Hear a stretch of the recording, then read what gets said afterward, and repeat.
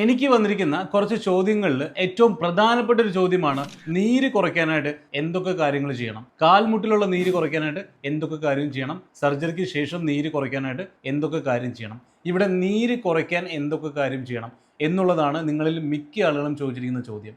നിങ്ങൾ ഒന്നും ചെയ്യണ്ട, കൃത്യമായിട്ടുള്ള ചില പൊസിഷൻസ് മാത്രം ഫോളോ ചെയ്താൽ മതി.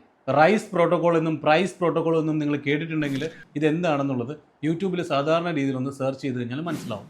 ഇവിടെ നീര് കുറയ്ക്കാനായിട്ടുള്ള റൈസും പ്രൈസും ഒക്കെ നിങ്ങൾ ഫോളോ ചെയ്തതിന് ശേഷം നിങ്ങൾ എക്സസൈസ് ചെയ്യുന്നത് കൊണ്ട് അവിടെ ഓവർസ്ട്രെയിൻ വരുന്നുണ്ടെങ്കിൽ, തെറ്റായിട്ടുള്ള എക്സസൈസ് ആണ് നിങ്ങൾ ചെയ്യുന്നതെങ്കിൽ നീര് കുറയില്ല.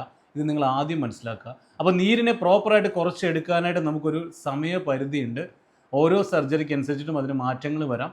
അപ്പോൾ ഈ സമയപരിധിക്കുള്ളിൽ തന്നെ നീര് കുറച്ചാൽ അല്ലെങ്കിൽ കൺട്രോൾ ചെയ്യാൻ സാധിച്ചാൽ മാത്രമേ പിന്നീടുള്ള റിക്കവറി ജേണിയിൽ നിങ്ങൾക്ക് എല്ലാ കാര്യങ്ങളും ചെയ്യാൻ സാധിക്കുള്ളൂ. അല്ലാണ്ട് നീരൊക്കെ പൂർണ്ണമായിട്ടും അവിടെ തന്നെ വെച്ചിട്ട് 6 മാസം വരെ നീരുണ്ടാകുമെന്നും 6 മാസം കഴിയുമ്പം കുറയുമെന്നും വിചാരിച്ചു കഴിഞ്ഞാൽ തെറ്റായിട്ടുള്ള ധാരണയാണ്. കൃത്യമായിട്ട് ആർക്കൊക്കെയാണ് നീര് കെട്ടിക്കിടക്കാൻ സാധ്യതയുള്ളത്, എന്ത് കാരണങ്ങൾ കൊണ്ടാണ് അത് സംഭവിക്കുന്നത് എന്നൊക്കെ മനസ്സിലാക്കിയാൽ മാത്രമേ റിക്കവറി ലഭിക്കുകയുള്ളൂ. ഇനിയും സംശയങ്ങളുണ്ട്. റിക്കവറി പൂർണ്ണമായിട്ടും ലഭിക്കുന്നില്ല, നീര് പൂർണ്ണമായിട്ടും മാറിയിട്ടില്ല, ചെയ്യുന്ന എക്സസൈസൊക്കെ കറക്റ്റാണോ, അതിലെന്തെങ്കിലും മാറ്റങ്ങൾ വരുത്തണോ, അതോ ശരിയായിട്ടുള്ള റീഹാബ് എക്സസൈസസ് തന്നെ ചെയ്യണോ എന്നുള്ളതാണ് നിങ്ങൾക്കുള്ള സംശയങ്ങളെങ്കിൽ ഒട്ടും മടി കാണിക്കേണ്ട. താഴെ കാണുന്ന നമ്പറിൽ കോൺടാക്റ്റ് ചെയ്ത് കഴിഞ്ഞാൽ ഈ പറഞ്ഞ ചോദ്യങ്ങൾക്കുള്ള മറുപടി ലഭിക്കുന്നതായിരിക്കും.